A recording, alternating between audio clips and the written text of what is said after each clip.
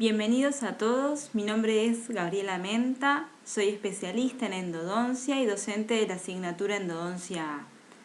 Hoy la idea es compartirle algunos tips prácticos y de sencilla implementación para optimizar la terapéutica endodóntica. La endodoncia previene y trata las enfermedades del endodonto, región apical y periapical. Es decir, que nos permite no solo preservar la pieza dentaria, sino, claramente, el ligamento y el hueso asociado a la misma pieza, cuestión que es sumamente valiosa.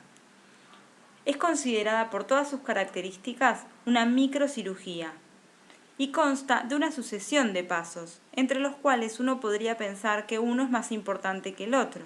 Sin embargo, es importante saber que todos los pasos tienen su importancia y que si yo cometo un error en el principio del tratamiento, este va a ser arrastrado a lo largo del mismo para llegar al final y producir un pronóstico reservado o malo de esa pieza dentaria. Es decir, que tengo que tratar de realizar los mismos a conciencia y de la mejor manera posible para intentar arribar al éxito. A su vez, hay un montón de factores a tener en cuenta.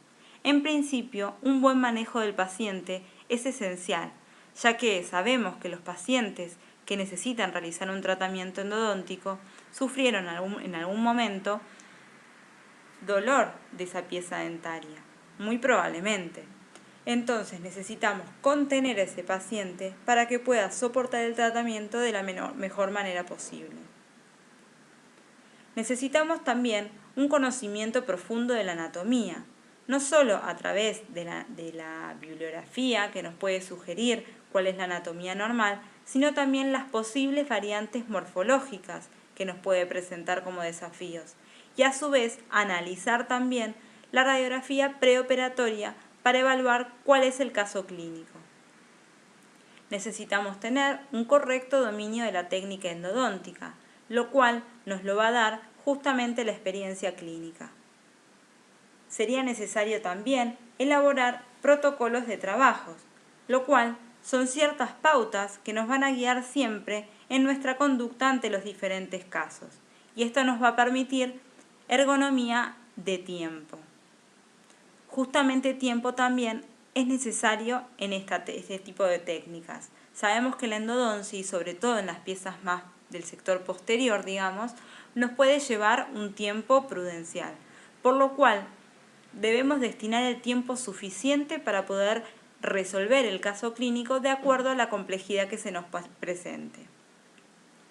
Sabemos también que muchas veces las urgencias se dan y no tenemos por ahí todo el tiempo necesario para poder destinarle al tratamiento total de esa pieza dentaria. Por eso tenemos que evaluar qué es lo que vamos a hacer antes de comenzar con el tratamiento. Y finalmente, pero súper importante, es la adecuada restauración de la pieza dentaria. Es decir, el tratamiento endodóntico en realidad es un medio para un fin. Necesitamos poder realizar el tratamiento para poder rehabilitar esa pieza dentaria. Y la rehabilitación tiene que estar realizada de la mejor manera posible como para asegurar que la pieza se encuentre sellada en forma de monobloque e impedir que tanto los microorganismos puedan egresar, supongamos, del interior hacia el exterior del conducto, como también y fundamentalmente que no ingresen microorganismos desde el exterior hacia el interior de la cavidad pulpar. La anatomía interna de las piezas dentarias es un aspecto que ha sido sometido durante muchísimo tiempo a análisis y estudio. Es así que se arriba a la conclusión de que un conducto recto, único, cónico y amplio es la excepción más que la regla. Por el contrario, solemos encontrar intercomunicaciones entre los conductos, denominados istmos, ramificaciones, deltas apicales y un sinfín de variables que hacen que hoy en día se hable más que nada de un sistema de conductos radiculares, con mayor o menor grado de complejidad. Es justamente en la parte más apical de ese sistema donde encontramos la mayor complejidad, en los últimos 3 o 4 milímetros del conducto. Por ende, durante nuestro tratamiento tenemos que procurar realizar el mejor trabajo posible, ya sea durante el acceso cameral o durante la instrumentación del tercio cervical y medio del conducto, para hacer que las limas puedan llegar lo más cómodas y libres posibles para poder instrumentar este último tercio que es el apical.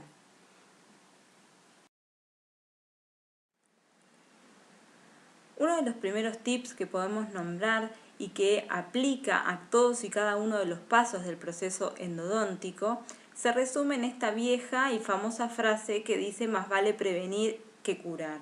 Yo sinceramente pienso que en endodoncia, como en muchos aspectos de la vida, conviene ser precavido, cauteloso y delicado, ya que estamos dentro de un campo operatorio donde nosotros muchas veces no vemos qué es lo que estamos realizando, sino que los percibimos a través de nuestra sensibilidad táctil.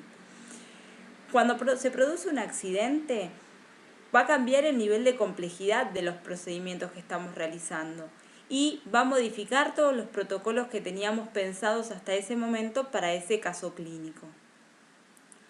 Los accidentes pueden incluir un sinfín de cuestiones, como en el primer caso que les estoy mostrando, la separación de una lima, es decir, la fractura de una lima, ¿sí?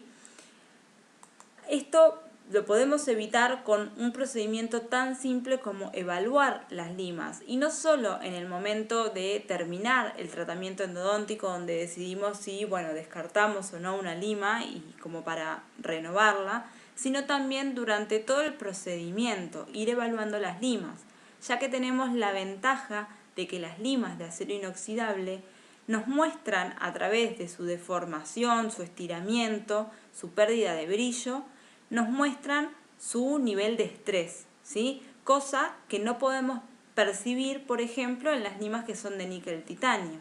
Entonces, tenemos que tratar de evitar este error tan sencillo simplemente evaluando la lima. Quizás una vez producido el accidente, como en este caso, donde la anatomía es bastante benevolente, tenemos conductos amplios y rectos, tenemos la oportunidad de, a través de alguna técnica, como en este caso a través del ultrasonido y mucha irrigación, poder eliminar ese fragmento fracturado, ya que, ya les digo, se trata de un conducto amplio y recto, y el fragmento se encuentra en el tercio medio del conducto. Pero muchas veces, cuando la lima que se rompe lo hace a través o después, mejor dicho, de una curva, el fragmento ya es mucho más difícil de eliminar, ¿sí?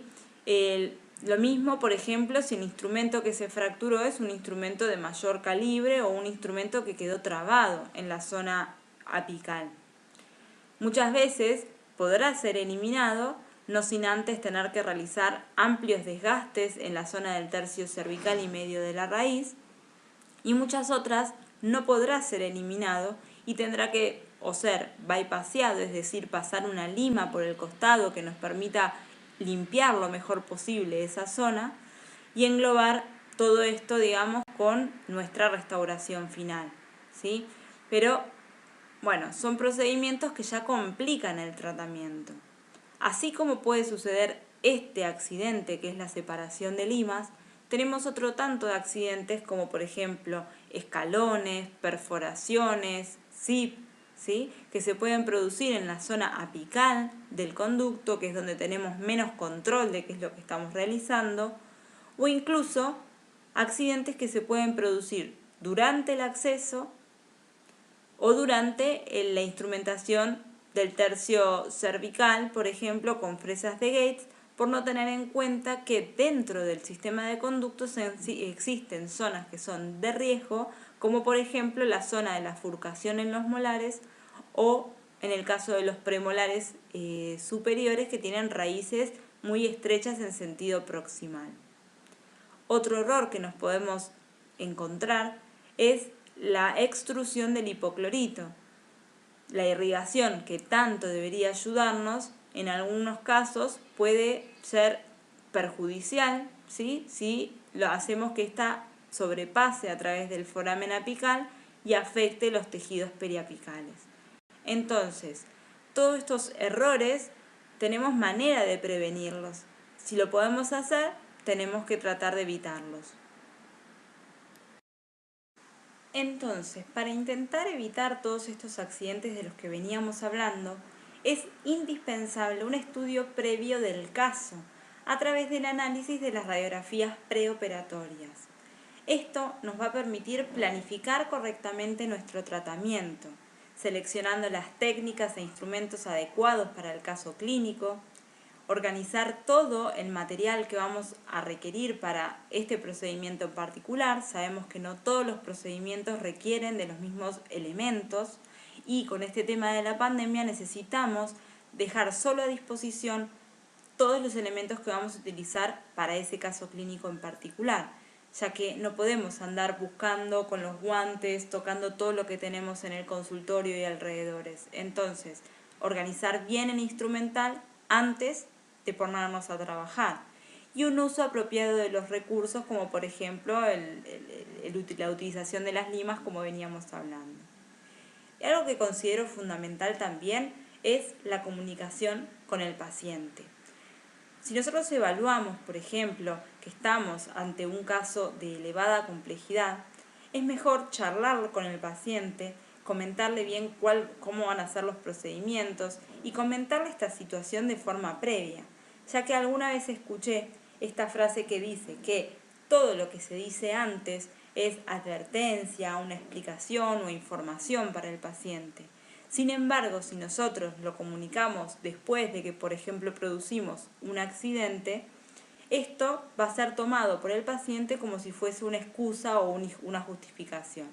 Por ende, es mejor charlar y comentar toda la situación con el paciente de forma previa. El estudio del caso también resulta fundamental, por ejemplo, si nosotros vamos a recibir un paciente de forma derivada, ya que muchas veces nos dicen, bueno, te derivamos tal paciente para endodoncia en la pieza tal. Pero nosotros necesitamos evaluar cuál es el diagnóstico de estas piezas para ver si nosotros necesitamos medicarla de forma previa, evaluar a ver si se puede aislar y a ver si tiene algún tipo de forma de rehabilitación. Entonces, el estudio del caso en forma previa al tratamiento resulta indispensable para la planificación. Vamos a comenzar a hablar ahora entonces de los tips que nos pueden colaborar en el desarrollo del tratamiento endodóntico en cada una de las fases, comenzando por el diagnóstico. Sabemos que una correcta anamnesis y análisis semiológico siempre fueron y serán fundamentales para arribar a un correcto diagnóstico. Pero a esto le podemos sumar los estudios complementarios, como lo es el estudio radiográfico. Esto lo que nos va a colaborar es en el entendimiento de cuál es la anatomía en particular de esa pieza dentaria. Saber el grado de calcificación de la cavidad pulpar, la ubicación de la cámara, los conductos radiculares, cuántas raíces presenta esa pieza dentaria, el grado de angulación. Muchos factores que tenemos que analizar de forma previa.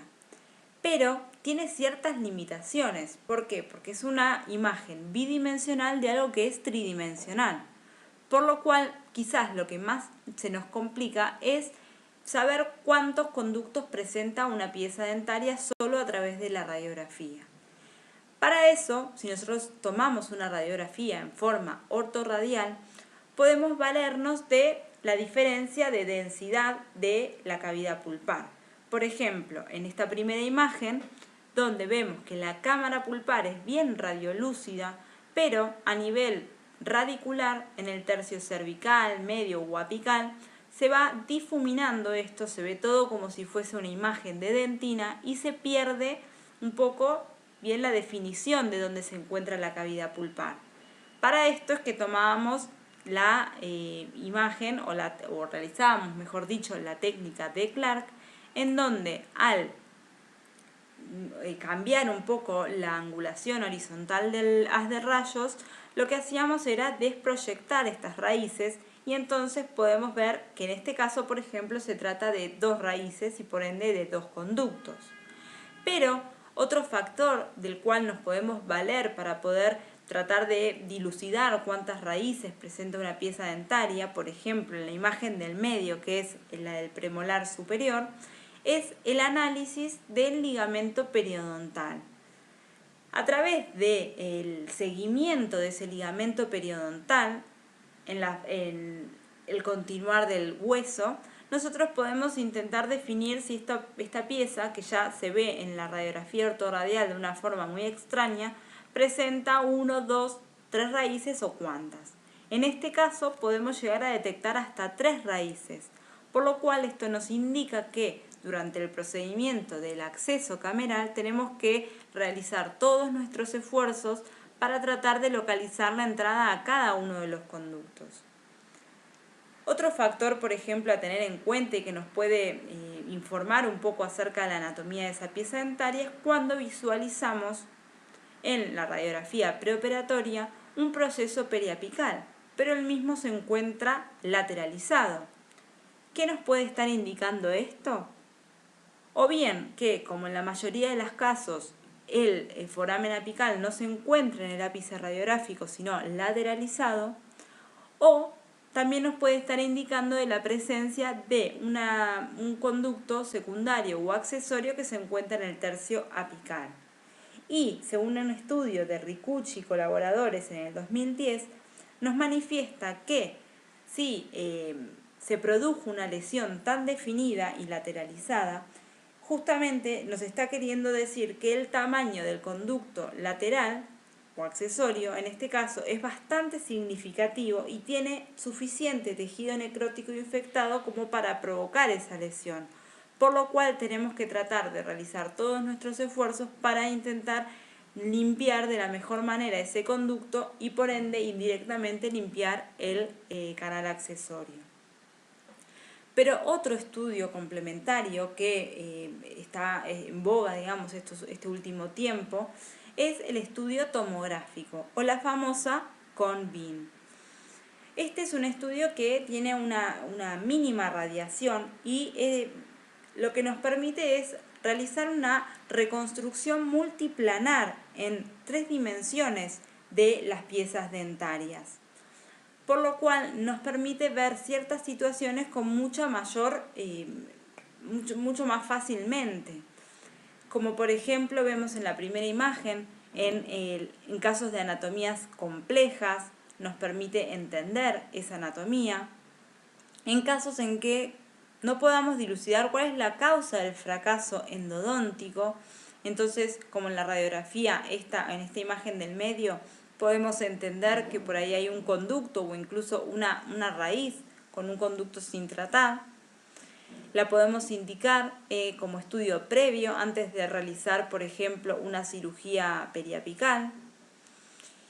Y otras circunstancias donde quizás una radiografía nos podría brindar cierta información, pero no suficiente, son aquellos casos en donde, por ejemplo, tenemos reabsorciones radiculares, internas o externas, o en aquellos casos de traumatismos que nos van a permitir, o sea, sabemos que una fisura, por ejemplo, radiográficamente no puede ser observada, pero muchas veces sí puede ser observada a través del análisis tomográfico de las piezas dentarias. Entonces, puede sernos de ayuda en un montón de casos en donde la radiografía no lo es.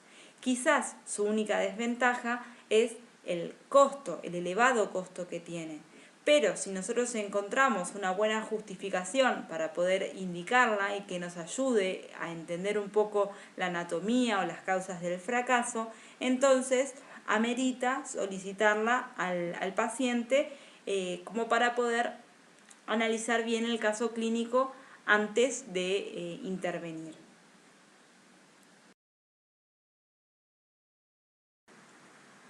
Para realizar un correcto tratamiento endodóntico vamos a comenzar por hacer una buena técnica anestésica. Los pacientes que tienen un problema en su endodonto alguna vez han sufrido probablemente dolor por esa pieza dentaria que tienen que tratar, si no es que concurren a la consulta directamente por la urgencia. Esos casos constituyen un verdadero desafío y ahí es cuando digo que es fundamental tratar de contener al paciente.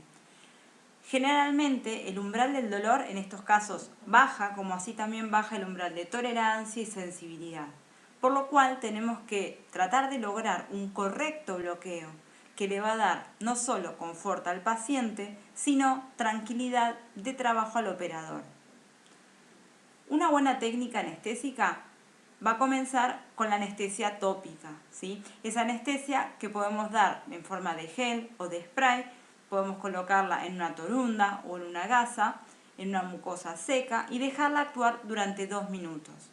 Se dice que muchas veces el efecto de esta anestesia es psicológico, pero también tiene un efecto clínico. A partir de allí es que vamos a proceder a realizar una anestesia local o regional. En el maxilar superior lo que vamos a dar generalmente es una anestesia infiltrativa en fondo de surco, a distal de la pieza a tratar, y sería bueno complementarlo con unas gotas de anestesia, aunque sea en el reborde marginal palatino de la pieza dentaria, que de esta manera va a soportar mucho mejor el clamp y la aislación por el tiempo que sea necesario. En el maxilar inferior, sin embargo, si estamos hablando por lo menos del sector posterior, vamos a realizar una técnica troncular acompañado por una anestesia en fondo de surco. Lo que es muy importante y está muy bien desarrollado en la bibliografía Vías de la Pulpa del autor Cohen es que nosotros generalmente la pregunta que hacemos para comenzar a trabajar es ¿se te durmió el labio? Y a partir de una respuesta afirmativa por parte del paciente generalmente comenzamos a trabajar. El problema es que en esta bibliografía se sugiere que la anestesia de los tejidos blandos o por lo menos del labio no sugiere una anestesia efectiva, anestesia pulpar efectiva. Por lo cual, en maxilar superior, donde tenemos un hueso más trabecular, nos dice que tenemos que esperar una ventana anestésica o una anestesia pulpar que va a resultar recién a los 5 o 7 minutos de infiltrada la anestesia y que tiene una duración aproximada de entre 20 a 30 minutos en el sector anterior, que aumenta a 30 a 45 minutos para el sector posterior. Esto se traduce en que probablemente podamos realizar todos nuestros procedimientos de urgencia o de eliminación del tejido pulpar sin mayores inconvenientes, por lo cual tenemos que tratar de resolverlo, por lo menos estas fases, en los momentos iniciales. El maxilar inferior, sin embargo, sabemos que es un hueso mucho más compacto. La anestesia no es tan sencilla de realizar y tenemos una ventana anestésica hasta que se logra la anestesia pulpar de 10 a 15 minutos, lo cual podemos considerarlo bastante tiempo. La duración, sin embargo, podemos notar que es bastante mayor, 2 horas y media.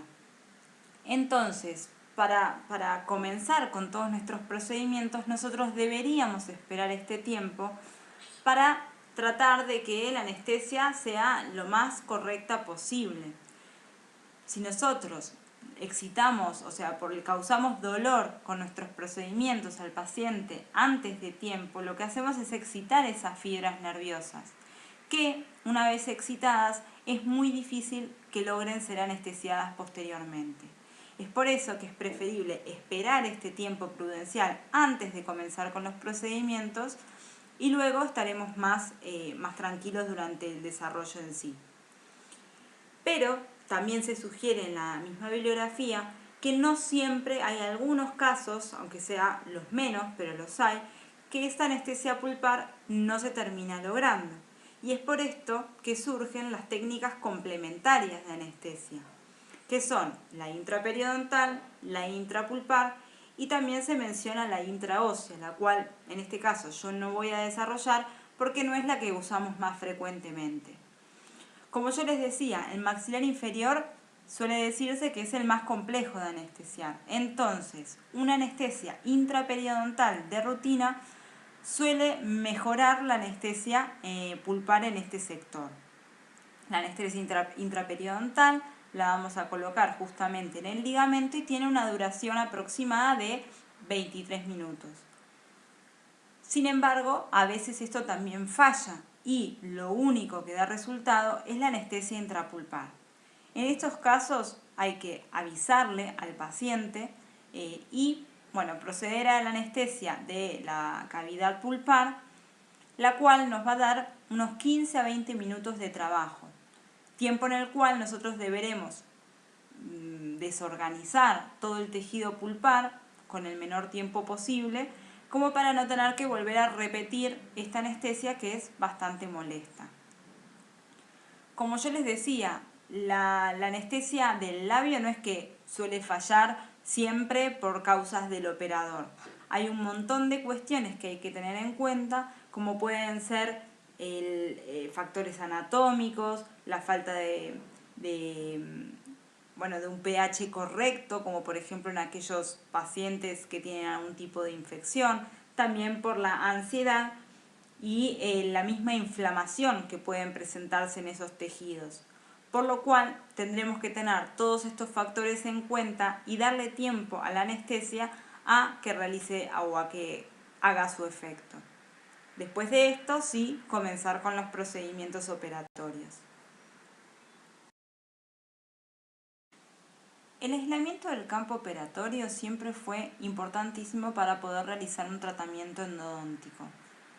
Ya eran muchos los beneficios asociados, como el hecho de mantener el campo seco, impedir la deglución o aspiración del pequeño instrumental, desplazar y proteger los tejidos blandos y mejorar la visión.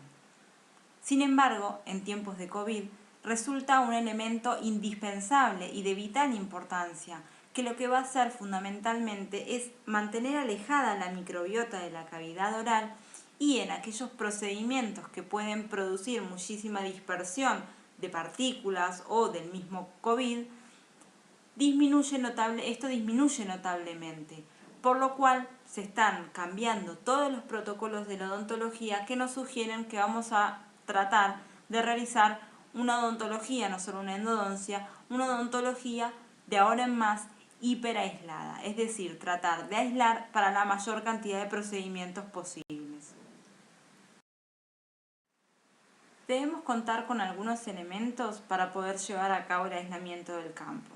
Primero y principal tenemos que tener una goma dique. Esta goma dique idealmente debe ser de 15 por 15 milímetros como para poder cubrir bien todo el área oral y de las fosas nasales, y también hay distintos espesores.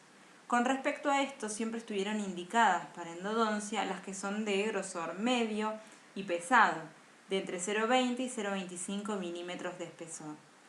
Pero los protocolos de la odontología, como yo les mencionaba, van cambiando y muchas veces se sugiere comenzar y terminar, en el caso que se pueda, obviamente, el tratamiento en una sesión y a veces también incluso realizar la restauración, también siempre que sea posible. Sabemos que estos procedimientos se extienden bastante en el tiempo y también que mientras nosotros realizamos el procedimiento endodóntico utilizamos irrigantes que suelen deteriorar la goma, por lo cual también se sugieren estos grosores extra fuertes de 0,35 milímetros que puedan soportar mejor todos estos procedimientos. También, ante algún caso de alergia al látex del paciente, debemos optar por goma diques libres de látex que también están presentes en el mercado. Otros elementos fundamentales son el perforador y el portaclamps. Con respecto al portaclamps, parece una pavada, pero hay algunos que tienen una semiesfera en la parte que se coloca en los bocados del clamps que suele ser demasiado retentiva. Y si tenemos alguna pieza dentaria que tenga alguna debilidad en su porción coronaria, puede pasar que terminemos produciendo iatrogénicamente, digamos, algún tipo de fractura porque realmente son muy retentivos. Un tip podría ser desgastar esa semiesfera con algún tipo de fresa como para eliminar esa retención. Con respecto a los arcos, de tener que elegir entre un arco de metal o un arco de plástico, sería ideal elegir de estos radiolúcidos que nos van a servir para ser utilizados o implementados en todos los casos clínicos. Entonces, como no se ven o no interfieren radiográficamente, no necesitamos eliminarlos ni correrlos para poder realizar las técnicas radiográficas correctamente. Con respecto a los clamps, ahí sí que tenemos una enorme variedad. Tenemos aquellos que tienen las aletas y aquellos que no las tienen.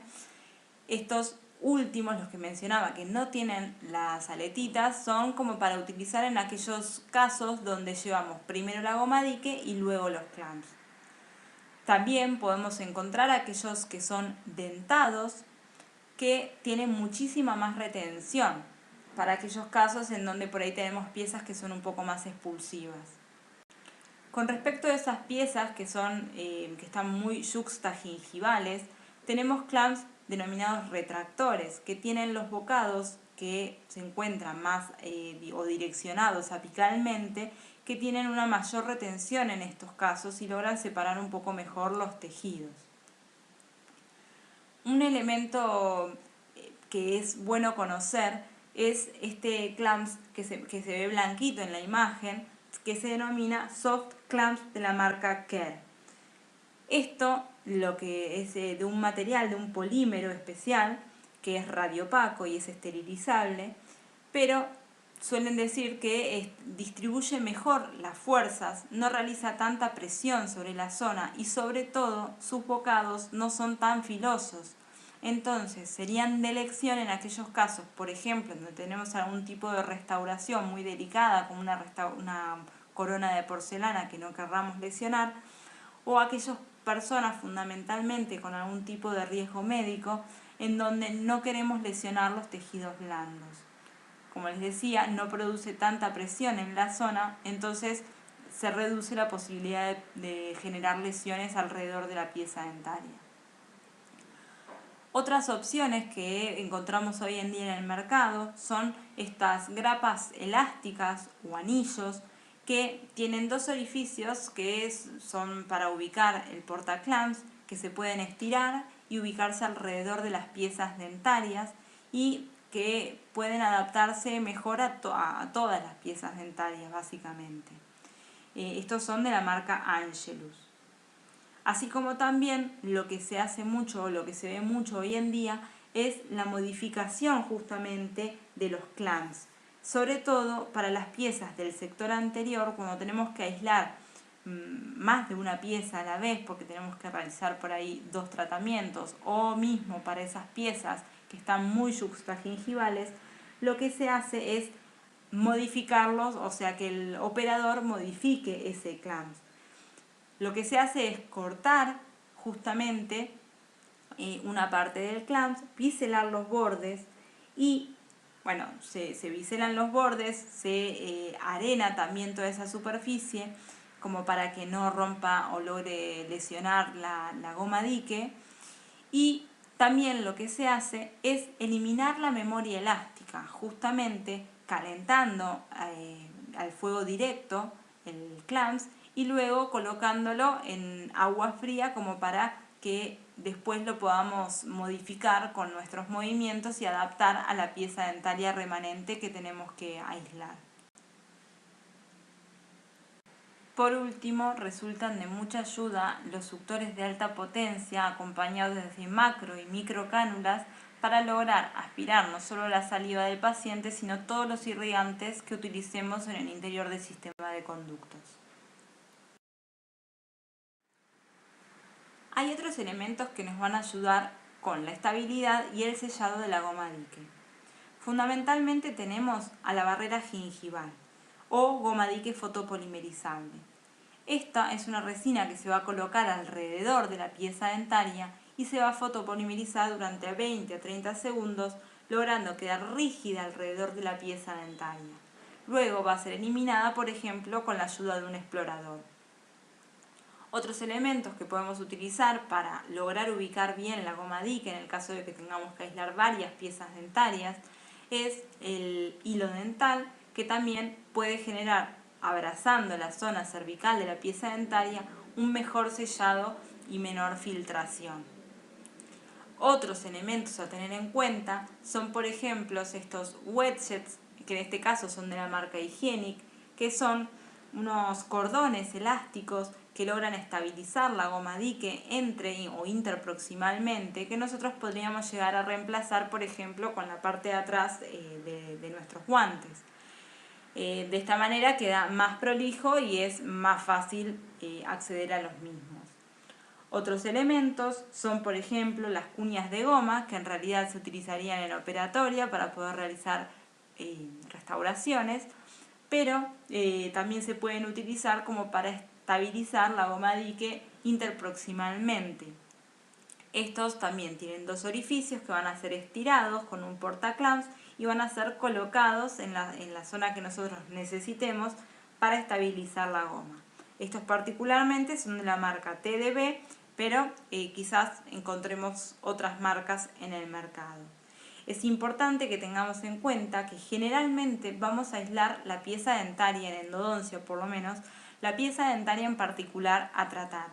Pero hay veces que esto no es posible, que necesitamos colocar o un clamp ciego o un clamp en alguna pieza accesoria, o por ejemplo en aquellos casos de piezas que han sufrido algún tipo de traumatismos donde no es conveniente colocar el clamp en la misma zona para no lesionar más aún el tejido de soporte, es decir, el ligamento, es necesario aislar más de una pieza a la vez. Es necesario mencionar, antes de terminar con el tema de aislación, que muchas veces es necesario para poder aislar una pieza dentaria realizar alguna técnica complementaria que nos permita descubrir el margen de la pieza dentaria para que pueda ser llevada a cabo este procedimiento. La idea siempre es tratar de preservar las piezas dentarias y no realizar la extracción. En este caso habrá que evaluar muy bien si la porción radicular, digamos, tiene la longitud necesaria como para permitir algún tipo de anclaje posteriormente y algún tipo de restauración, por ejemplo, a través de un perno y una corona. En este caso, una paciente que tenía buen estado bucodental, era la única pieza faltante, entonces tratamos de realizar todos los esfuerzos disponibles como para intentar salvar esta pieza dentaria. Se decidió realizar una técnica anestésica infiltrativa y también intrapapilar como para lograr una correcta anestesia y también isquemia de la zona.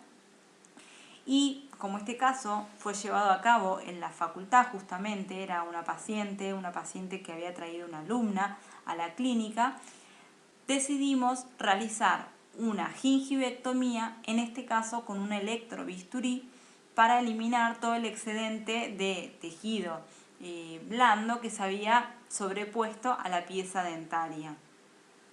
Lo hicimos mediante corte y coagulación con el mismo electrobisturí e irrigación con solución fisiológica entre los procedimientos.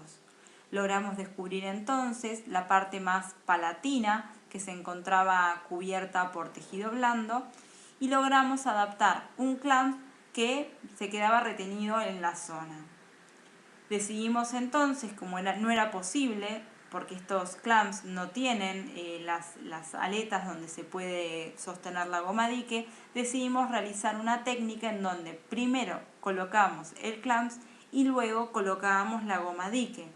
Acá tenemos un pequeño videíto de cómo lo hicimos, en donde primero pasamos por una de esas alas del clamp, la goma dique, logramos estirarla. Para esto tenemos que optar por una goma gruesa, estiramos y pasamos por el otro lado del clamp y logramos adaptar bien la goma dique alrededor de la pieza dentaria. Esto hubiese terminado idealmente si nosotros hubiésemos colocado esa goma dique fotopolimerizable alrededor de la pieza, como yo les decía. Así hubiésemos logrado un sellado perfecto. En este caso no teníamos esa resina, pero de todas maneras logramos realizar el procedimiento endodóntico con una buena aislación y sobre todo tratar de salvar una pieza dentaria, siempre hablando, como yo les mencionaba previamente con la paciente, como para asegurarnos que ella estaba de acuerdo en salvar, no solo salvar esa pieza dentaria, sino realizar un procedimiento post-endodóntico de rehabilitación a través de una prótesis en esa pieza dentaria. El acceso cameral es la puerta de entrada al sistema de conductos radiculares, y no basta simplemente con hacer un pequeño orificio que nos comunique con la cavidad pulpar, sino que tenemos que lograr una serie de objetivos. En principio, hacer la apertura coronaria, continuar con la limpieza de la cámara y rectificación de las paredes, y finalmente localizar todos los orificios de entrada en los conductos radiculares. Al respecto de esto, el doctor Cantatore postula que la mayor causa de fracasos endodónticos se deben a la incapacidad de localizar y tratar todos los conductos del sistema. Entonces, fíjense si no es importante este último punto. También podemos traer a colación el hecho de que hoy en día se habla de una odontología mínimamente invasiva y de cavidades de accesos cada vez más pequeños. Yo considero en este punto que hay que tener en cuenta también la tecnología que tengamos disponible, así como también la experiencia. Lo más importante de todo es lograr un buen acceso a los conductos radiculares. No es lo mismo trabajar, por ejemplo, con un microscopio que nos va a dar magnificación e iluminación, que si no contamos con él y trabajamos, por ejemplo, con lupas o ni siquiera trabajamos con ellas. Es necesario eliminar la cantidad justa de dentina que nos permita acceder a los orificios de los conductos radiculares y sobre todo que le permita a nuestros elementos, a nuestros instrumentos acceder a ellos con el mínimo estrés posible, como para que no se produzcan rupturas innecesarias a causa, digamos, del estrés del instrumental. En cavidades de pulpares amplias, vamos a ver que el acceso nunca fue un procedimiento demasiado complejo. Empezamos con piedras redondas en esmalte, continuamos con fresas redondas en dentina, hasta que finalmente logramos acceder al cuerno pulpar, y en ese momento es que procedemos a cambiar de fresa a una fresa que es especial para los accesos, que para mí es un tip en sí mismo, que es la fresa endoseta. Esta fresa tiene, y su característica principal, digamos, es que tiene una punta no cortante, es decir, una semiesfera no cortante en su punta, que nos va a dar la seguridad de trabajo y la seguridad de saber que no estamos produciendo accidentes al contactar el piso de la cámara pulpar. A su vez, la forma que tiene troncocónica ya nos da la expulsividad necesaria que tiene que tener cualquier tipo de acceso, y lo que vamos a hacer con esta fresa es justamente la rectificación de las paredes para darle la forma del acceso de conveniencia que tiene que tener cada pieza dentaria. La cosa se complica un poco más cuando tenemos una cámara pulpar ya un poco más estrecha, cuando hay algún tipo de calcificación, como podemos ver en la primera imagen, donde el techo se acerca al piso de la cámara pulpar, o cuando por algún tipo de agresión la pulpa genera calcificaciones denominadas nódulos pulpares, que nosotros vamos a ver radiográficamente como si fuese una cámara amplia, en donde en vez de verse radiolúcida como la veríamos habitualmente, vamos a ver formaciones radiopacas. Por eso es que yo decía que es tan importante evaluar la radiografía preoperatoria. En estos casos nos vamos a dar cuenta y la misma imagen de la pieza dentaria nos va a indicar que tenemos que ser extra cautelosos en la preparación del acceso. Cuando nosotros tenemos estas calcificaciones, tenemos que ir eliminando capa a capa de esmalte y de dentina con mucho cuidado, porque la famosa sensación de caída al vacío que sentíamos en las primeras imágenes que yo les mostraba, no la vamos a sentir en estos casos. Entonces tenemos que ir avanzando con cautela, siempre manteniéndonos centrados en la pieza dentaria, como para tratar de localizar los orificios a los conductos radiculares. Para ayudarnos en estos objetivos es que podemos digamos, utilizar cierta tecnología, ¿no? Tenemos, hoy en día, el ultrasonido es un aliado espectacular para poder ayudarnos, ya que vienen un montón de puntas que tienen son puntas ya sea redondas, ya sea periformes o troncocónicas, que son muy delicadas y eliminan casualmente pequeñas capas de dentina, y sobre todo su parte activa se encuentra bien alejada del cabezal del instrumento, por lo cual nos permiten visualizar dónde estamos realizando los desgastes. Y como yo les decía, eliminar pequeñas cantidades de dentina por vez, que nos van a ayudar o nos van a impedir realizar algún tipo de accidente como algún tipo de perforación, porque nosotros podemos avanzar y ver qué es lo que estamos haciendo en el interior de la cavidad. Recordemos que así como tenemos distintos tipos de dentina, hay una dentina que es de reparación, que siempre la conocemos, es una dentina que encontramos en el fondo de las cavidades, por ejemplo, de caries, que es una dentina más oscura. Pero por el contrario, la dentina que se produce dentro de la pulpa y que justamente tapa la entrada a los orificios de los conductos, así como la que corresponde a los nódulos pulpares, es una dentina de una coloración un poquito más blanquecina, que en contraste con el piso de la cámara pulpar, que siempre es más oscuro, nos llama la atención. Entonces sabemos que es en esos puntos, y también sabiendo dónde tienen que entrar, digamos, dónde tiene que estar localizada la entrada a los conductos radiculares, es donde tenemos que ir a producir los desgastes.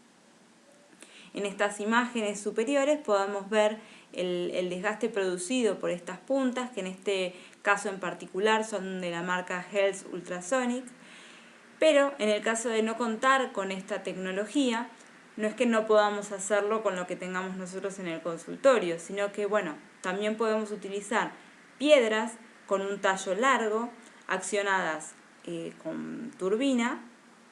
Estas las tenemos que utilizar con mucha cautela porque se manejan a súper alta velocidad. O también fresas, que también son de tallo largo o long neck, que se accionan a micromotor y ya por su naturaleza van a eliminar pequeñas cantidades de dentina de forma muy similar a lo que lo haría, por ejemplo, el ultrasonido. Obviamente un poco mayor, pero a lo que voy es eliminan con más delicadeza que si fuese una turbina.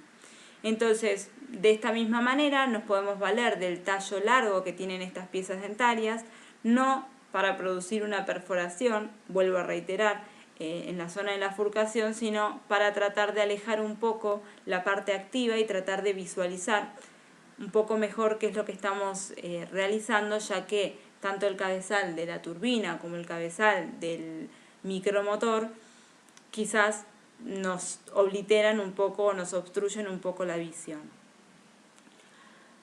De esta forma vamos a ir eliminando las calcificaciones hasta lograr acceder al sistema de conductos, a la entrada de los conductos radiculares, y vamos a explorar con una lima número 10 a ver si logramos acceder correctamente. En aquellos casos en donde encontremos nódulos, bueno, vamos a tener esos nódulos que pueden estar o bien libres dentro de la cámara pulpar o bien adheridos a las paredes. En el caso de que estén libres, su eliminación es más sencilla porque basta con eliminar alguna de las retenciones que estos presentan y quizás con una cucharita bien afilada hasta podamos levantar ese nódulo y verlo como se ve acá expuesto fuera de la cámara pulpar en un explorador. Pero a veces, y ahí es donde radica la mayor dificultad, se encuentran bien adheridos a las paredes de la cámara.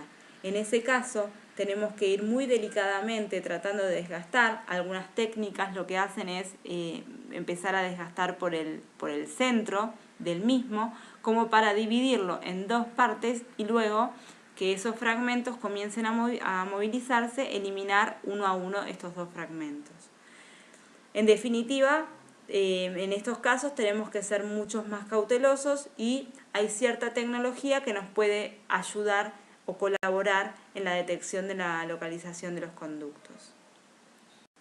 Hablábamos en la diapositiva anterior de lo importante que es localizar todos los conductos radiculares y poder tratarlos. Es por eso que vamos a ver un poco cuál es la disposición en cada pieza dentaria de los orificios de entrada a los conductos. Para el sector anterosuperior generalmente no encontrábamos mayores complicaciones. Siempre hablamos de que la cámara se continúa ininterrumpidamente con el conducto, que tanto la cámara como el conducto se encontraban centrados, los conductos comenzaban de una manera circular, salvo en el canino superior, que empezaba de una manera oval y continuaba de esta manera hasta terminar en forma circular a nivel del foramen.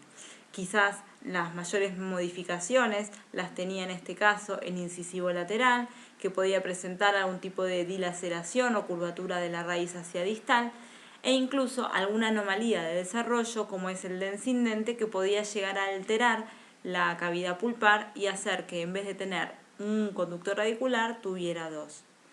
Sin embargo, hay un montón de bibliografía que nos sugiere que pueden encontrarse más de un conducto en estas piezas dentarias.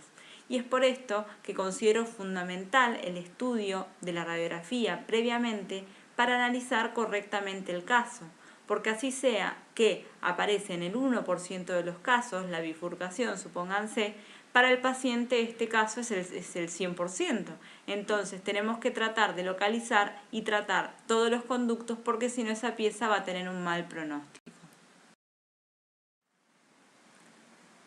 Les comparto ahora algunos de los casos clínicos que tratamos en la clínica de nuestra facultad, en donde justamente vimos que se produjeron algunas de estas alteraciones que se nombraban en los papers de la actualidad y que justamente estaban en una población real, concreta y cercana a nosotros. El primero de estos casos clínicos implica una anomalía denominada surco palato-gingival.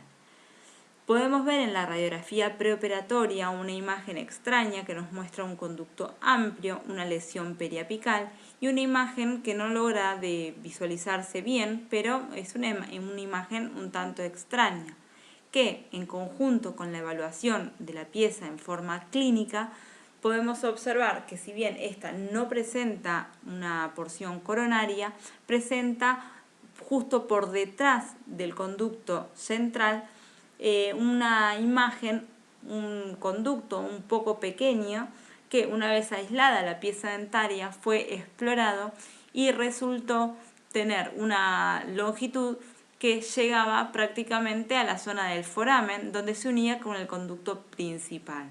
Es decir, que esta pieza dentaria presentaba dos conductos. Este surco palato-gingival es una alteración justamente que, si la pieza dentaria tuviera corona, la podríamos observar que comienza en el esmalte, atraviesa el cíngulo y luego se desarrolla a lo largo de la raíz. Y de acuerdo al grado o profundidad que adquiera la misma, puede encontrarse solamente superficial, lo cual también es un problema porque ahí es donde también se establece el biofilm bacteriano, y si adquiere mucha profundidad puede generar un conducto aparte, como lo hizo en este caso.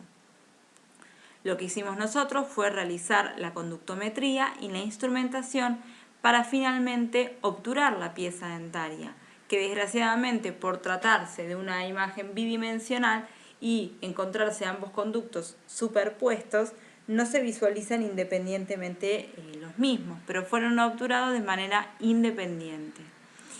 La importancia, digamos, de este caso radica en haber detectado esta malformación, porque si no probablemente hubiésemos dejado un conducto sin tratar que claramente en este caso en particular encontrábamos tejido necrótico y una comunidad microbiana muy grande que iba a hacer que este caso no, o que la lesión, digamos, a largo plazo no remita.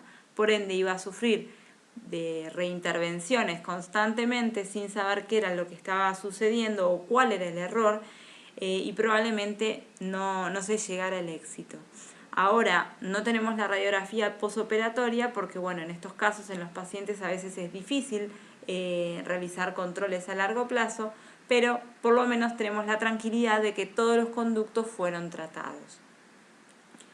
En el segundo caso clínico les mostramos una imagen también de un incisivo central, pero ya en este caso con dos raíces, es decir, con dos conductos y dos raíces que particularmente podemos llegar a detectar por la disposición que adquieren estas raíces en este caso, pero que si se encontraran superpuestos probablemente nunca sospecharíamos de esta situación en esta pieza dentaria. Se realizó la conductometría, la instrumentación con un sistema mecanizado y finalmente la obturación. Y el tercero de los casos que le presento es el de un incisivo lateral, en donde justamente se presentan dos conductos, uno vestibular y uno hacia palatino, pero no causados por el tensing dente o esa alteración morfológica que siempre conocemos y la bibliografía no sucede, sino que simplemente se dio que había dos conductos en una misma raíz, los cuales fueron detectados con limas de pequeño calibre, tratados bajo instrumentación manual y obturados. Entonces, con esto vemos la importancia de tratar de evaluar bien la radiografía preoperatoria y de localizar la entrada a todos los conductos radiculares, ya que en estos casos en particular todos están asociados a una necrosis pulpar y una lesión periapical, los cuales ya sabemos que si dejamos de tratar o dejamos tejido necrótico en el interior del conducto, son lesiones que no van a remitir, por ende a un largo o corto plazo nos van a traer un fracaso. Las variaciones en la disposición de la entrada de los conductos es una cuestión ya más conocida para las piezas del sector anteroinferior. En las mismas podemos encontrar o bien un solo conducto ubicado en forma central, acintado en el caso de los incisivos, piezas que son más pequeñas, con su porción radicular muy estrecha en sentido proximal, u oval en el caso de los caninos, con una disposición vestíbulo-lingual y bastante más amplios. En el caso de que se den dos conductos, estos se van a ubicar hacia vestibular y hacia lingual, van a ser un tanto más estrechas los conductos en el caso de los incisivos, y lo que se sugiere en la bibliografía es hacer una modificación en el acceso cameral que logre exponer la entrada a ambos conductos. Generalmente, con el acceso convencional, logramos identificar y entrar al conducto vestibular. Sin embargo, el conducto lingual suele estar tapado por un hombro denominado hombro lingual, el cual tenemos que tratar de eliminar para lograr explorar, encontrar y acceder a ese conducto. Por lo tanto, el acceso se mueve un poquitito más hacia incisal, se rectifica un poco más ese acceso, tratando en lo posible siempre de conservar la parte más vestibular de la pieza dentaria. Pero de esta manera lograríamos acceder mucho más cómodamente, no solamente con el explorador, sino que las limas lograrían acceder de la forma más recta posible a la zona más apical, que en el caso de los incisivos, por ejemplo, puede llegar a presentar algún tipo de curvatura. Al hablar de las piezas del sector posterior-superior, sabemos que podemos encontrar más variantes en cuanto a la disposición de los conductos. Con respecto al primer premolar superior, siempre debemos sospechar de la presencia de dos conductos, ubicado uno hacia vestibular y otro hacia palatino. Es posible también que encontremos solo un conducto en el centro y oval, y también en la minoría de los casos, pero puede suceder, que encontremos tres conductos, dos hacia vestibular y uno hacia palatino, transformando la anatomía de esta pieza en una anatomía muy semejante a lo que sería un molar. La dificultad justamente radica en que esta pieza dentaria no tiene espacio suficiente en su cámara pulpar como para acceder de la forma cómoda, digamos, a ambos o a todos los conductos. Por eso tenemos que tratar de compensar esta falta de espacio con nuestro acceso, tratando de identificar bien las entradas a los conductos vestibulares que suelen estar muy juntas entre ellas. En cuanto al segundo premolar superior, no hay mayores complicaciones, uno o dos conductos. Lo que sí me interesa es hablar del primer y segundo molar superior, en donde sabemos que es muy frecuente la presencia de este cuarto conducto denominado MB2. Sin embargo, las evidencias científicas nos muestran que sucede esto en más de un 95% de los casos. Entonces, ¿qué pasa? Muchas veces no son fáciles de identificar y por eso permanecen sin tratar. Tenemos que compensar esto también durante nuestro acceso, ya que las paredes de dentina muestran en la pared mesial de la pieza dentaria una convexidad que suele esconder la entrada al cuarto conducto, por lo cual tenemos que rectificar la pared vestibular y mesial del acceso para tratar de identificar la entrada al conducto, que se va a visualizar como una pequeña oquedad simplemente, la cual vamos a tener que explorar con limas de pequeño calibre y luego preparar su entrada con alguna de las técnicas que vamos a ver más adelante. Con respecto al segundo molar superior, mencionar que tiene algunas otras variables porque también cuando nos acercamos a las piezas más posteriores, a la zona del tercer molar, suele suceder que haya fusiones entre las raíces y esas fusiones hacen que haya más variantes, como que puedan presentarse solo dos conductos, uno hacia vestibular y apalatino, o un solo conducto ubicado en el centro de la pieza dentaria, que sucede en la minoría de los casos, pero tenemos que estar preparados por si esto ocurre. Llegamos a las piezas del sector póstero inferior. Al hablar de los premolares inferiores, quizás podemos referirnos a una de las piezas más variables de toda la arcada. Pueden llegar a ser tan simples como un canino, ¿sí?, ovales en sentido vestibulolingual, o tan o más complejas que los molares. ¿Por qué? Acá surgen muchas variables morfológicas, en donde podemos encontrar 2 o 3 conductos incluso, pero la dificultad en este caso radica en que la bifurcación suele producirse en el tercio medio o apical de esa raíz.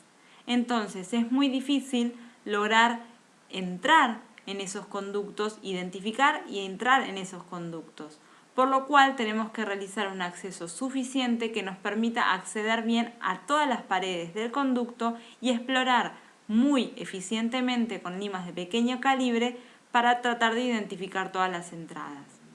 Con respecto al primer molar inferior, podemos hablar de que la disposición puede ser de 3 o 4 conductos, como conocemos habitualmente, y también se menciona en las bibliografías, y la experiencia clínica también lo demuestra, que muchas veces se presenta un conducto intermedio entre los conductos mesiales. Este conducto se denomina mesio-medial, medio-mesial o mesial intermediario, y justamente se da porque suele haber un istmo que comunica los conductos mesio-vestibular y mesio-lingual en estas piezas dentarias. Este conducto puede unirse a alguno de los dos conductos mencionados anteriormente o puede terminar independientemente. Muchas veces pasa que durante el transcurso de nuestro tratamiento terminamos de trabajar sobre los conductos mesiales, tanto vestibular como lingual, y vemos que hay un pequeño sangrado en la zona. Esto puede estar significando la presencia de este tercer conducto en esta raíz. Otro de los indicios podría ser haber realizado el tratamiento correctamente y que el paciente continúe con dolor. Entonces, lo que tenemos que hacer, además de realizar un buen acceso, tratar de investigar ese istmo que comunica ambos conductos y evaluar la posibilidad de que una lima de pequeño calibre penetre en algún tipo de orificio u oquedad en este sector. Con respecto al segundo molar inferior, tenemos la posibilidad de que aparezcan 2 conductos o un solo conducto, pero que en este caso no va a ser tan sencillo, la disposición no va a ser tan sencilla como el caso del molar superior, sino que va a ser un conducto denominado en C, que describe un arco de 180 grados que puede ser completo o incompleto, pero que ciertamente va a ser un desafío a la hora de instrumentación y de la obturación. Para estas dos piezas dentarias puede suceder, sobre todo en el primer molar inferior, que exista una raíz complementaria. Esta raíz complementaria puede estar ubicada siempre hacia distal, pero puede estar ubicada hacia vestibular y en todo caso denominarse paramolaris, o hacia lingual y en ese caso denominarse entomolaris. Puede tener distintos grados de formación, es decir, ser una raíz pequeña o una raíz directamente del mismo largo que la raíz normal, y también distintos grados de inclinación, es decir, se inclina hacia lingual, por ejemplo, y a su vez hacia mesial o hacia distal. Es una raíz que ciertamente tenemos que tratar de identificar en la radiografía preoperatoria y que obviamente vamos a tener que tratar de justamente instrumentar y obturar. Una vez que localizamos todos los conductos de esa pieza dentaria, vamos a proceder a la instrumentación. Claro que todos sabemos cómo realizar la instrumentación. Yo lo que vengo a hablar es de algunos tips o algunos pasos que yo considero esenciales para poder comenzar con la instrumentación. Como ya les venía anticipando, siempre una vez que localizamos los conductos, lo que vamos a hacer es primero una exploración del mismo. Y esto lo vamos a hacer con limas de pequeño calibre, como por ejemplo podría ser una lima número 10. Todos estos consejos son para conductos que son de alguna manera un poco constrictos, porque generalmente un conducto amplio y recto la mayoría no tenemos mayores complicaciones, pero cuando hay conductos que son un poco más constrictos o que tienen algún grado de curvatura, ahí es donde se complica un poco más la instrumentación y se pueden producir los errores que hablábamos en un comienzo. Lo primero que vamos a hacer entonces es la exploración del conducto. En principio con una lima número 10. Si es un conducto que está muy constricto, podríamos elegir una lima número 6 o una número 8. Y también, idealmente, tenemos que tratar de precurvar esa lima. Eso lo podemos hacer con algún dispositivo, como por ejemplo el FlexoBend, que tiene esos dos cilindros que son de teflón y que no van a dañar la superficie de la lima, o podemos precurvarla ya sea manualmente, con mucho cuidado, o a través del apoyo sobre una superficie rígida, como puede ser en este caso un vaso DAPEN, o podría ser también, por ejemplo, la bandeja donde tenemos el instrumental. De esta forma obtenemos un instrumento fino y precurvado que va a seguir mejor la curvatura y va a reconocer bien la anatomía. La idea de todo esto justamente es realizar movimientos de cateterismo en sentido cuarto horario, vuelvo a la posición, y cuarto antehorario, siempre con presión apical que nos permita avanzar en el conducto suavemente y entonces poder generar un trayecto y negociar ese conducto. Si yo entrara con una lima que es de mayor calibre, por ejemplo, en un conducto muy estrecho, entrar con una 15 o una 20, puedo llegar a bloquear ese conducto, ya sea con tejido pulpar, ya sea con barro dentinario. Entonces siempre tenemos que ir, para reconocer esa anatomía, con mucha cautela y delicadeza para tratar de negociar. Con respecto al paso siguiente, bueno, este implica un acceso radicular. El acceso radicular consta de la eliminación de las interferencias del tercio cervical y quizás hasta medio del conducto, con el objetivo de que los instrumentos lleguen lo más recto posible a la zona crítica que hablábamos, que es la zona apical, o por lo menos a la primer curvatura del conducto. De esta manera reducimos mucho el estrés de los instrumentos, ya sean manuales o ya sean mecanizados. ¿Cómo vamos a hacer esto? Lo podemos hacer o bien con instrumentos como las fresas de Gates, pasados hasta donde ofrecen resistencia, o podemos optar por algunos instrumentos mecanizados como el Profile, por ejemplo, o ProTaper Gold SX, que lo que van a hacer es justamente, son instrumentos que son un poco más cortitos, no tienen la longitud total del conducto y van a abrir ese primer tercio del conducto para poder acceder mejor. La lima accede mejor y también acceden mejor los irrigantes y finalmente la obturación también es más sencilla.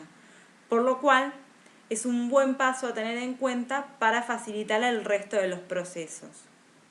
Esto idealmente se realiza antes de tomar la longitud de trabajo, porque sabemos que en la endodoncia los milímetros cuentan. Entonces, mejor tomar la longitud de trabajo después para que no haya variaciones en la misma. Tengamos en cuenta que la medida de trabajo es una cuestión elemental en el tratamiento endodóntico. Por suerte, hoy en día contamos con algunos elementos, como son los localizadores apicales electrónicos, que nos ayudan un montón en la toma de esta medida.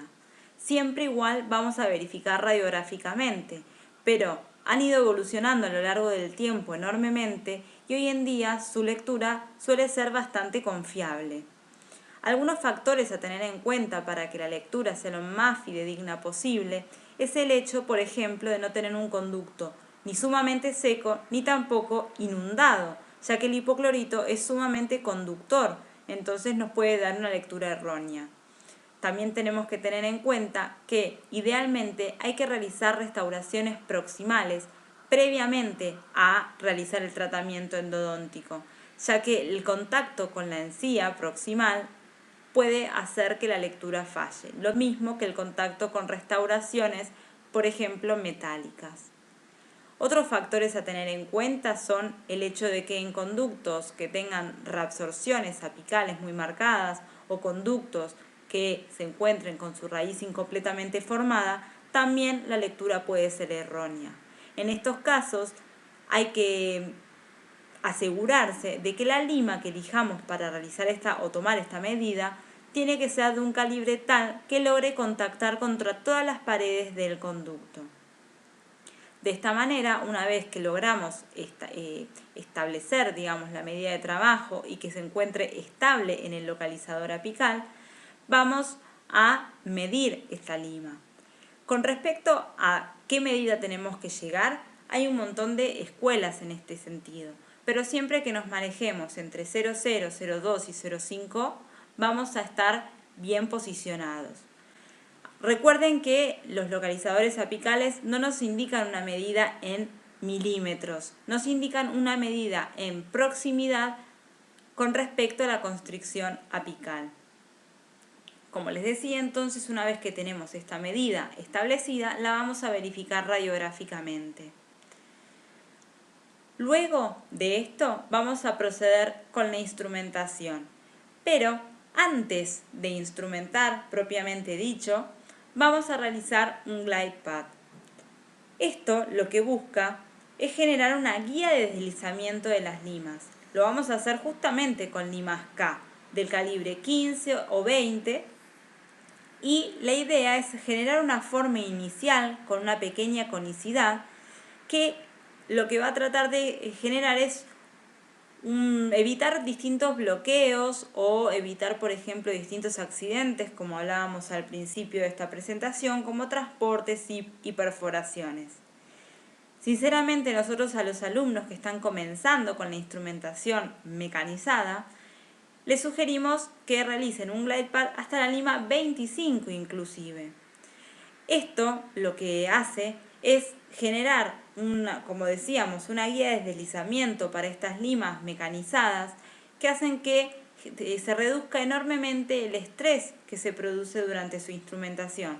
Porque como mencionábamos anteriormente también, en las limas de níquel titanio es muy difícil darse cuenta de si hay algún tipo de deterioro del instrumental.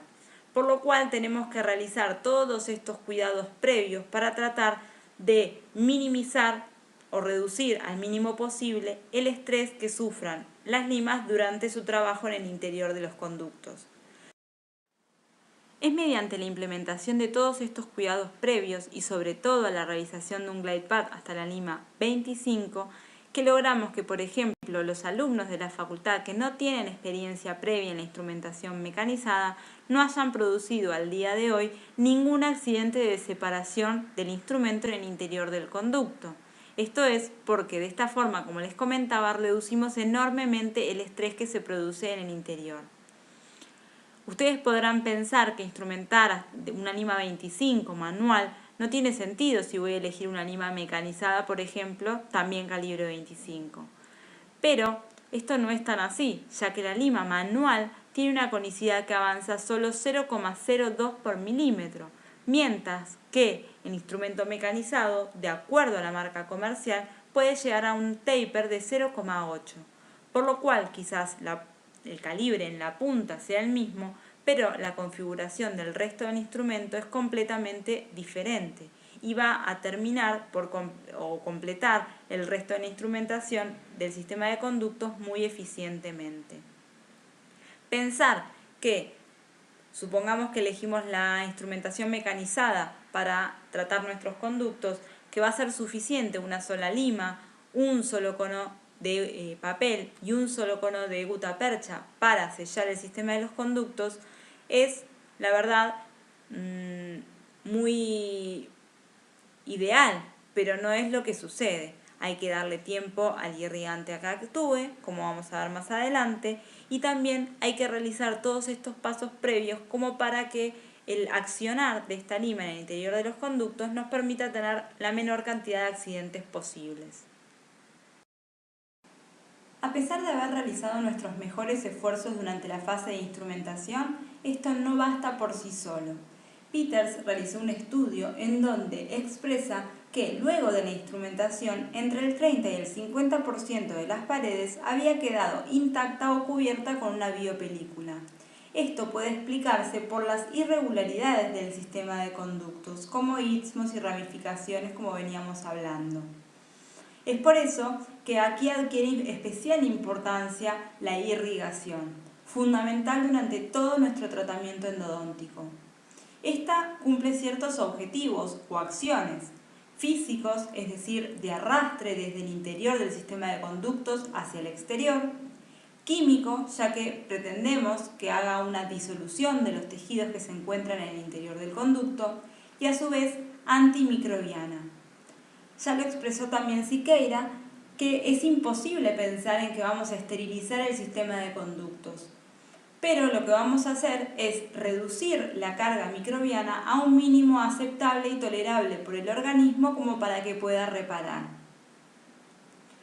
Podríamos pensar que cuando hay una pulpa que se encuentra necrótica, es poca la cantidad de bacterias y que las mismas se encuentran suspendidas en el sistema de conductos. Sin embargo, esto no es tan así. Las bacterias se encuentran en comunidades complejas que se denominan biopelícula o biofilm, y el mismo está apoyado sobre las paredes del conducto y adherido a él. Estas comunidades tampoco tienen una sola especie bacteriana, sino que es un conglomerado de especies bacterianas que puede llegar a ser tan complejo como, por ejemplo, el de las lesiones periodontales. Por ende, nosotros en nuestra irrigación necesitamos encontrar, un irrigante que cumpla con varios objetivos, pero no todos cumplen con los requisitos necesarios. Por un lado, necesitamos disolver el tejido, ya sea pulpar, vital o necrótico, limpiar y desinfectar en el caso de que haya virus, bacterias y hongos, hay que eliminarlos, y también los irrigantes tienen que cumplir una función de lubricación para permitir que el instrumental pueda trabajar más libremente y de una manera mejor en el interior del conducto. Podríamos mencionar muchos agentes irrigantes. Entre los imprescindibles se encuentran los siguientes. Primero y principal, el hipoclorito de sodio. Un irrigante que ha sido utilizado durante muchísimo tiempo y estudiado también por mucho tiempo. Ha sido implementado en concentraciones del 0,5% al 6%. Sin embargo, podríamos decir que su concentración ideal varía entre el 2,5 y el 5,25%. Para que se den una idea, la concentración del 2,5% se logra mezclando una parte de hipoclorito de sodio con una parte de agua, que según los estudios mejor sería utilizar agua destilada para lograr una solución de mayor pureza y mayor estabilidad. Entre las desventajas del hipoclorito, la mayor sería la toxicidad que produce en los tejidos. Pero tiene muchas ventajas que hacen que sea el irrigante de elección. Entre ellas, el poder de disolución del tejido orgánico. Cuando el hipoclorito se pone en contacto con el tejido orgánico, produce una reacción de cloraminación. Y ahí se produce la formación de oxígeno naciente, lo que nosotros conocemos como burbujeo del hipoclorito. Sin embargo, hay algunos pacientes que son alérgicos a este irrigante O también en aquellos casos donde tenemos una formación radicular incompleta y, por ejemplo, un diagnóstico de necrosis, podríamos optar por otro irrigante, como lo es la clorhexidina, que ha sido utilizado también entre el 0,2% y el 2%, pero esta última es su concentración ideal. El problema es que la clorhexidina no tiene poder de disolución del tejido orgánico como sí lo tiene el hipoclorito de sodio, si bien sí puede cumplir con el objetivo de desinfección. Es por eso que lo dejamos reservado, digamos, para estos casos, ya que no tiene el mismo efecto que el hipoclorito. Y a su vez hay muchos estudios que confirman que estos dos irrigantes no se pueden mezclar en el mismo protocolo, ya que al mezclarlos se produce un compuesto denominado paracloroanilina. Este compuesto se deposita sobre las paredes del conducto, obliterando los conductillos y a su vez resulta tóxico para los tejidos. Por ende, no hay que mezclar estos dos irrigantes. Otro de los irrigantes que podemos utilizar con el objetivo de disolver el tejido inorgánico es el hepta al 17%. Este irrigante lo que va a producir es la disolución del smear layer o barro dentinario que se deposita sobre las paredes del conducto. Y entonces va a dejar los conductillos permeables para que al momento de la obturación el cemento sellador pueda penetrar en los mismos formando microtags. El hepta no debe ser utilizado antes que el hipoclorito de sodio, ya que está estudiado que el mismo disminuye el poder, ya sea de desinfección o de disolución de los tejidos del hipoclorito. Luego tenemos la glicerina. Este no es un irrigante en sí, pero sí es un agente que nos puede ayudar a producir cierta lubricación en el interior del conducto. Es un líquido que es atóxico, es autoesterilizante, es muy resbaloso y económico y nos sirve para esos conductos que están constrictos en donde la lima no puede avanzar con facilidad en el interior del sistema. La misma se puede llevar al interior del conducto, ya sea con una lima, cargándolo en la lima y llevándolo al interior del conducto, o bien también podría ser depositándolo en la cámara pulpar de la pieza dentaria. Un protocolo en general, digamos, para un tratamiento endodóntico podría incluir la utilización del hipoclorito de sodio durante la mayoría de las etapas del tratamiento. Luego, un lavaje con algún tipo de sustancia intermedia, como puede ser y neutra, que puede ser, por ejemplo, agua destilada o solución fisiológica. Lavajes con hepta al 17%, justamente para eliminar el barro dentinario. Un anteúltimo lavaje con esta solución. Y finalmente, un lavaje con una solución neutra o con hipoclorito de sodio. Este oxígeno naciente que nos hace pensar que estamos tomando una actitud muy activa y que estamos logrando todos nuestros objetivos de limpieza y desinfección en el interior del sistema de conductos, es el mismo que nos puede perjudicar en la zona apical, donde se forma una burbuja o también denominado vapor lock que hace que el irrigante no penetre a la zona más profunda del conducto. A su vez, se dice que hay que instrumentar hasta un calibre número 30, por lo menos para que por acción física el irrigante logre llegar a esta zona. Y sabemos que los irrigantes también actúan por contacto, es decir, que si yo no estoy llegando con el irrigante hasta este lugar, no va a estar actuando. A su vez a esto le sumamos los estudios de Siqueira, donde nos dicen que el irrigante solo sobrepasa 2 a 3 milímetros del extremo de la aguja, vamos a entender por qué si colocamos la aguja solamente en la entrada del conducto radicular, esta no va a estar llegando a la parte más crítica que habíamos dicho que era la zona apical. De todo esto sacamos la conclusión de que la irrigación tiene que ser copiosa, debemos realizar un recambio frecuente de la misma para que éste esté fresca y debemos realizar una penetración profunda. A su vez, también debemos darle tiempo. Un estudio realizado por Grossman hace ya muchos años nos indica que la pulpa necesitó una pulpa bovina, necesitó entre 20 minutos y 2 horas para poder lograr disolverse. Y a su vez, en otro estudio, se indica que el hipoclorito necesitó entre 5 minutos y media hora para lograr su efectividad como un desinfectante, es decir, para eliminar bacterias. Entonces, a todo esto llegamos como conclusión de que mínimo necesitamos media hora del hipoclorito actuando en el interior del conducto para que logre sus objetivos. Para lograr todo esto que nos estamos planteando es que mínimamente vamos a realizar una irrigación pasiva del sistema de conductos. Y esta es la irrigación que hacemos habitualmente cuando hacemos un tratamiento endodóntico. Simplemente hay algunas selecciones que nos pueden ayudar a lograr todos nuestros objetivos. Esto es, por ejemplo, con respecto a las agujas. Las mismas tienen que tener entre 25 milímetros aproximadamente y un tope de goma que nos permita calibrarlas 3 milímetros menos de la longitud de trabajo. A su vez, el calibre ideal ronda entre los 27 y los 30 Gauss. Esto es también para poder penetrar profundamente en el sistema de conductos. Idealmente, la punta de las mismas tiene que ser Roma, cosa que se encuentra en la industria nacional, por ejemplo las agujas Tedekim endodónticas, o también tenemos algunas importadas que lo que tienen es justamente una salida o varias en forma lateral y son más flexibles, lo cual le permite llegar, además de profundamente, evitar la impulsión a través del foramen apical para no producir el accidente por hipoclorito de sodio.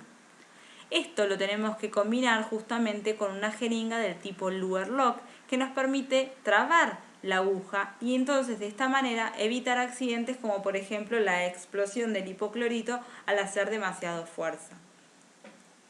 Otro elemento a tener en cuenta es que deben tener entre 3 a 5 mililitros, es decir, no ser de mucha capacidad, ya que si no, al querer atravesar el líquido irrigante a través de una punta que es de pequeño calibre, también puede producir este accidente de explosión del hipoclorito que, con mucha mala suerte, por ejemplo, podría entrar en los ojos del paciente. Entonces, bueno, son detalles mínimos, pero que tenemos que tener en cuenta para evitar accidentes mayores. Si bien podríamos realizar una irrigación pasiva del sistema de conductos, el hecho de activar el irrigante potencia la acción del mismo, eliminando biofilm, pulpa o tejido necrótico de las regiones más complejas del sistema de conductos, que justamente son las más inaccesibles para la instrumentación.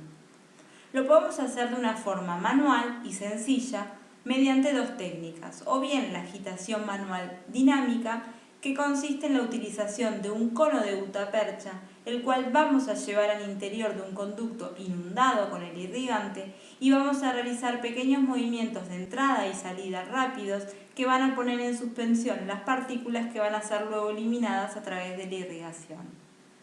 Otra de las técnicas consiste en utilizar una lima de pasaje. Si vamos a realizar esta técnica, lo tenemos que hacer con una lima de pequeño calibre, una lima número 10.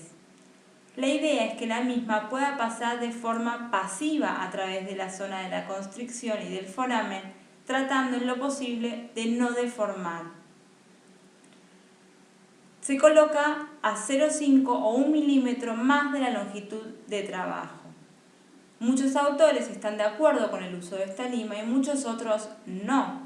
La idea de utilizarla sería, por un lado, romper esa burbuja apical que tanto hablábamos que se formaba y por otro lado, mantener libre y permeable todo el sistema de conductos. Algunos autores hablan de que esta técnica es utilizada, digamos, en aquellos casos en donde hay una necrosis del conducto, en donde entonces mantener el sistema limpio en su totalidad es una prioridad. Por otro lado, tenemos formas mecánicas de producir la activación de los irrigantes. Pueden ser sónicas o ultrasónicas mediante la producción de ondas acústicas, en el caso de la ultrasónica de mayor frecuencia y ondas de cavitación, que también van a generar una activación del irrigante que justamente lo que hace es poner en suspensión las partículas que van a ser fácilmente eliminadas. y a su vez el hecho de que va a hacer que el irrigante penetre en zonas más complejas. Otras técnicas incluyen los sistemas de presión alterna, en donde se coloca una cánula que proporciona el irrigante a nivel de la cámara y una microcánula en la zona apical que justamente aspira el irrigante, por ende el mismo recorre todo el trayecto del conducto. Algunos sistemas más recientes son los activados a motor, como el XP Endofinisher, que también es un elemento que prácticamente no tiene nada de conicidad y que justamente la idea es también lograr penetrar en las zonas más inaccesibles y poner en suspensión todas las partículas. Cualquiera de las técnicas estas que utilicemos e implementemos va a ayudar y colaborar en la tarea de desinfección y disolución de los tejidos en el interior del sistema de conductos. Llegamos entonces a la fase de obturación. Este es el retrato del tratamiento realizado en el interior del conducto. La misma debe ser tridimensional, homogénea y estable. Y el objetivo principal es evitar la recolonización bacteriana del sistema de conductos. Para poder proceder, el conducto debe estar limpio y seco, debe haber ausencia de dolor y ausencia de hemorragia y exudado. Y este es un punto muy importante, ya que es aquel que nos va a hacer decidir si nosotros podemos terminar la obturación en esa sesión o debemos postergarlo para una segunda sesión, colocando previamente en el interior del conducto una medicación intermedia como podría ser el hidróxido de calcio. Necesitamos para realizar la obturación un núcleo que va a ser la gutapercha y un sellador. El cono principal que seleccionemos va a tener que llegar a la medida de trabajo, pero más importante también es ajustar en dicha zona. Esto nos va a asegurar un buen sellado apical. Para poder lograr este objetivo es que tenemos las reglas calibradoras, ya que sabemos que los conos de gutapercha no están estandarizados al igual que sí lo están las limas según las normas ISO. Entonces, muchas veces, por más de que el color nos esté indicando que un cono 30, por ejemplo, o uno 40 tiene ese calibre, su punta no tiene el calibre indicado. Estas reglas calibradoras nos permiten hacerlo a la perfección. Si no contamos con estas reglas calibradoras, podemos hacer pequeños cortes paso a paso, digamos, con una hoja de bisturí, no con una tijera, ya que la tijera deforma el cono. Con una hoja de bisturí podemos ir cortando hasta que el cono finalmente llegue a la longitud, pero a su vez ajuste. Con respecto a los selladores, tenemos infinidad de cementos selladores y también, según Grossman, un montón de objetivos o requisitos que debería tener un buen sellador. Siempre que observo las disertaciones del Dr. Goldberg, veo que él tiene un montón de éxitos a largo plazo en los cuales siempre muestra los selladores que utilizó. Y siempre son distintos selladores, lo cual me hace pensar que quizás no es tan importante el sellador que elijamos en sí para tener éxito o fracaso, sino la importancia está en todos los procedimientos realizados en el interior del conducto. Pero sí tenemos que saber que tenemos varios selladores disponibles, aquellos basados en óxido de zinc eugenol, como el cemento de Grossman, aquellos basados en hidróxido de calcio, como el Cialapex. Hoy en día utilizamos algunos basados en resinas plásticas o epoxi, como el H26, el H+, el AdSil o el Siler 26, que además tiene adición de hidróxido de calcio. Y más recientemente aún, los cementos basados en silicato de calcio, como pueden ser el ProRoot de MTA, el BioRoot de Biodentin o también el BioC de Angelus. Estos últimos, basados en silicato de calcio, son más que biocompatibles, ya que lo que se dice es que promueven la reparación y la regeneración de tejidos y producen un enlace químico entre la dentina, mejor dicho, y la obturación.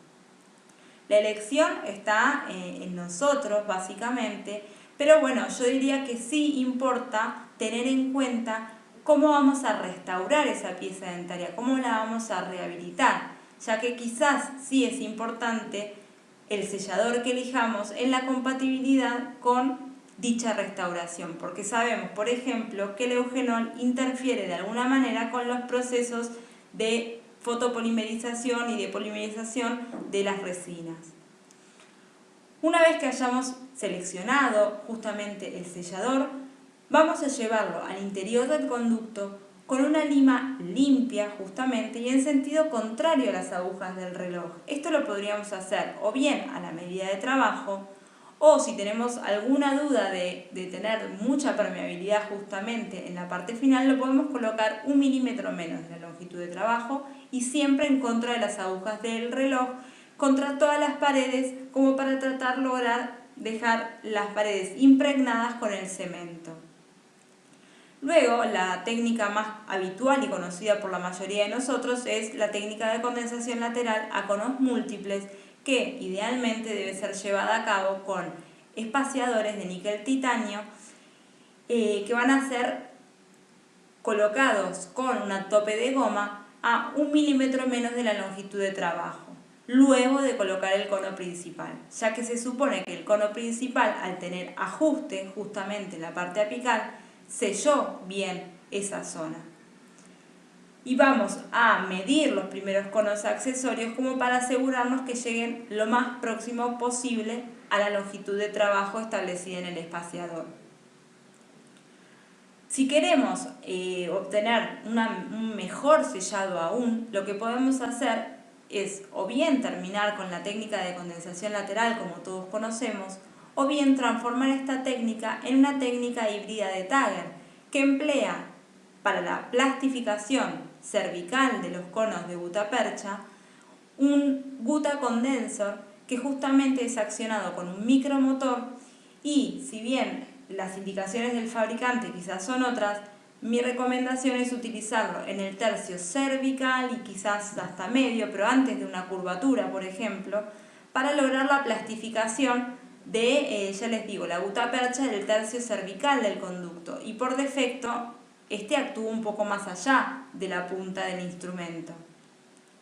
De esta forma vamos a reducir de alguna manera los gaps que se puedan producir o los espacios que se puedan producir entre la gutapercha, ya que sabemos que la gutapercha solamente se adhiere gracias al sellador que se interpone entre cada uno de ellos.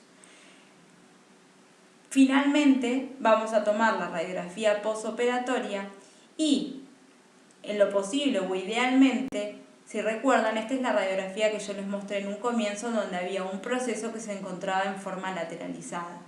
Si nosotros realizamos correctamente en todos nuestros procedimientos, idealmente vamos a observar que el cemento sellador logró fluir, y esto significa de alguna manera que logramos limpiar correctamente todo el sistema de conductos, ya sea el conducto principal como también así sus ramificaciones.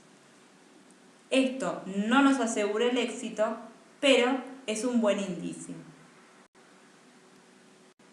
Podríamos mencionar otras técnicas de obturación. Sin embargo, en general la técnica de condensación lateral está indicada en la mayoría de los casos, y podríamos decir que estaría contraindicada solamente en aquellos casos en donde las paredes dentinarias se encontraran demasiado débiles como para poder recibir presión, o en aquellos casos en donde hubiera alguna deformación o mucha irregularidad del sistema de conductos, como por ejemplo cuando se presenta una reabsorción interna.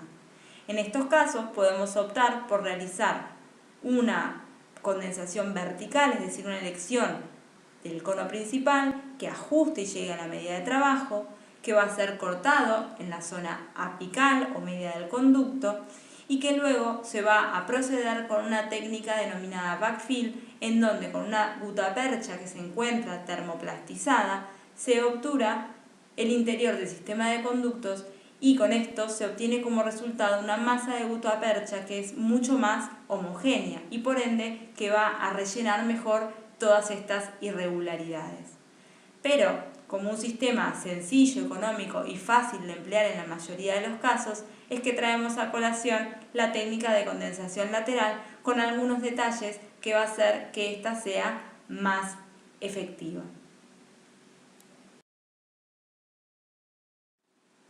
Llegamos finalmente a la conclusión de esta presentación. Si bien uno podría estar horas hablando de endodoncia y sobre todo de endodoncia basada en evidencia científica, la idea era compartir con ustedes algunos tips que puedan ser aplicados en forma general a la mayoría de los casos clínicos y de los tratamientos endodónticos, como así también tener en cuenta que para su implementación basta con los elementos que tenemos la mayoría en nuestros consultorios odontológicos y por qué no motivarlos a que si no tienen algunos de estos elementos y los consideraron útiles a lo largo de esta presentación, adquirirlos para facilitar su práctica endodóntica del día a día.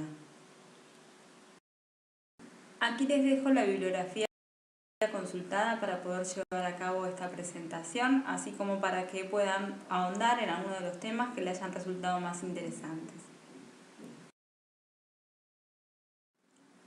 Les agradezco por dejarme compartir este tiempo con ustedes. Cualquier duda o consulta pueden comunicarse a través de cualquiera de estos medios. Y bueno, mientras continúe esta situación, tratemos de cuidarnos lo mejor posible y por ahora seguir quedándonos en casa. Un saludo.